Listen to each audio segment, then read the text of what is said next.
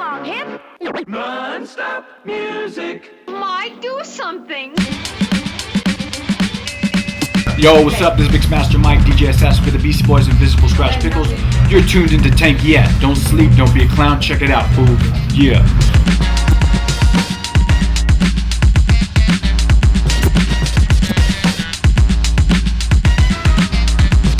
More music. I mean, in the studio. You know, working a lot, doing a lot of shows. Doing almost like 4 shows a week now. So it's like I'm all over the place. I'm a jet setter. Like,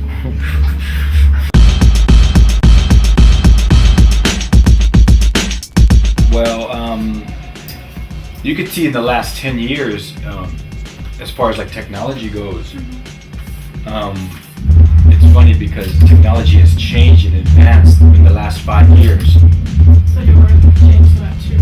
Yeah, you know, you have to change with the times. Now it's like, you know, there's programs like Serato and Final Scratch and Tractor. It's, you know, like 15 years ago I was carrying thousands of records, you know, thousands and thousands of records and checking them under the plane and losing them on the plane. And now it's kind of like we've graduated to like Serato. So we've earned our right to use Serato now. It's a beautiful thing. And I think just hip hop in general, it's you know, it has its ups and its downs. You know, it's kind of like a roller coaster. I mean, there's some stuff that's out now that I'm kind of liking, but you know, there was stuff a couple months back that I really wasn't liking. So it's like, it's kind of like hip hop is kind of bipolar right now. I don't know. It's just I mean, I listen to like a lot of, besides hip hop, I listen to Miles Davis, John Coltrane, Thelonious Monk, Hendrix, Led Zeppelin. So that's what I'm always playing constantly in my head. So I'm trying to copy those people, like John Bonham, yeah, Coltrane. So I'm trying to copy them, the way they play their instruments. So they're kind of like my teachers, and I'm just trying to mimic them, trying to take the art of DJing into more of a percussive playing set, and with the party rock style too. You know, you don't want to keep beating people over the head with scratching all through, but it's just a way you set up the mix. You know when to scratch and you know what I'm saying. You know, just trying to be an entertainer, like James Brown.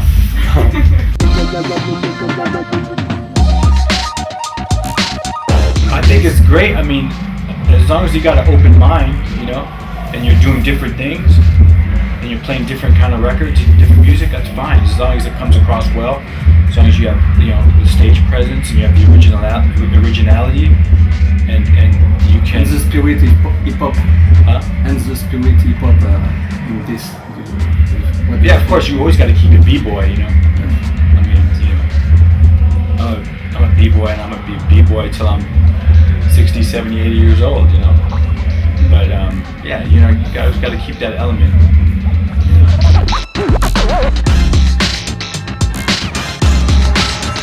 Well, me and Qbert were like, what if we weren't able to speak to each other? So we created like a system of question and answer scratch, like a conversation. So there'd be days like when me and Qbert would be practicing and we wouldn't say one word to each other for hours, like 8 hours straight, and we're scratching and scratching, and he'd get the answer, I'd get the question, and go back and forth. So it's you know, I believe you can communicate through records and music, and you can change the world with music as well. And music is very powerful, and it could move crowds, it could move a lot of things, it could change a lot of things. And you know, to communicate, it's a communication device.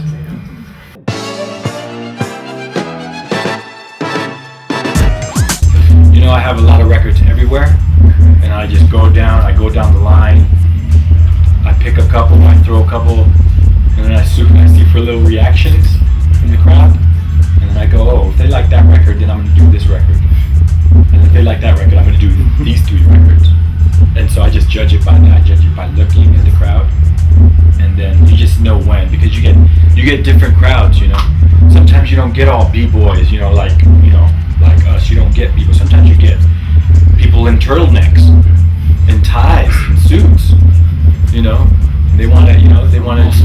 You know what I mean? So you gotta read the crowd, and you gotta try to cover everybody, you know.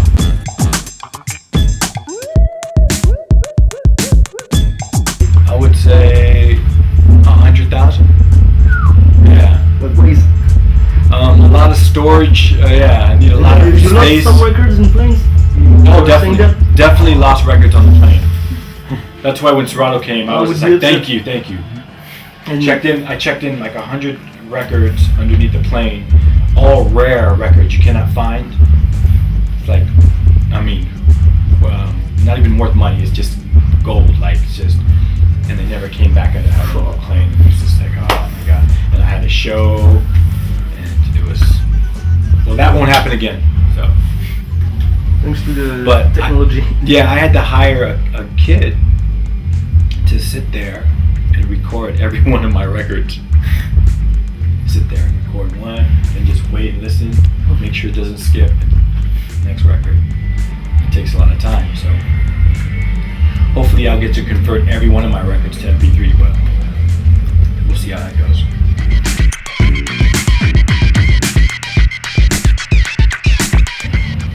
For me, all the people that I wanted to collaborate are no longer here with us. So if I can be in the studio with Jimi Hendrix, of course, that goes without saying, John Bonham, and Miles Davis, that would be amazing. That would be just something else. and I would pay $1 million to do that.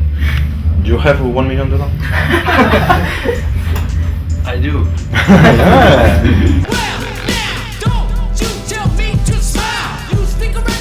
This was in 95. These were the years of like when we were winning like the DMC, and I won the new music seminar, and then I met Adam Yauch at a Rocksteady anniversary party in New York City, and I gave him my business card. I had a business card back then, and it said World Champion DJ. I was so proud of it. I put it on the card, and I was like, here, call me up. And so he called me. He called me right away, and then well, before that, I used to leave messages on his answering machine. You know, when he wasn't home, I would put the phone next to the speaker and scratch. So that was the kangaroo scratch or whatever, like the twig scratch, and that's how it all started. Was with the phone call. I kept calling. Hey. One of those stories, you know. I went, I was after that phone call, it took like another year and a half, and then they got on the phone and they called me on a three-way, and they said they were working on a new record. They want to fly me in and record with them in the studio, and recorded Hello Nasty for a week, and after the session, they took me into this room and they asked me to become their DJ, and that was, and the rest is history there. It was good.